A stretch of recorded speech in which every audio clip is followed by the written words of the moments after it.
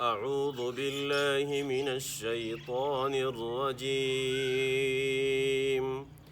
بسم الله الرحمن الرحيم. إن الذين قالوا ربنا الله ثم استقاموا تتنزل عليهم الملائكة ألا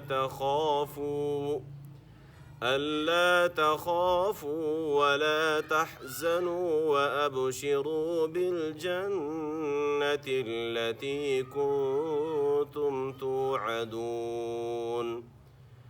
نحن أولياؤكم في الحياة الدنيا وفي الآخرة، ولكم فيها ما تشتهي أنفسكم ولكم فيها ما تدعون. نزلا من غفور رحيم. ومن أحسن قولا ممن دعا إلى الله وعمل صالحا وقال إنني من المسلمين.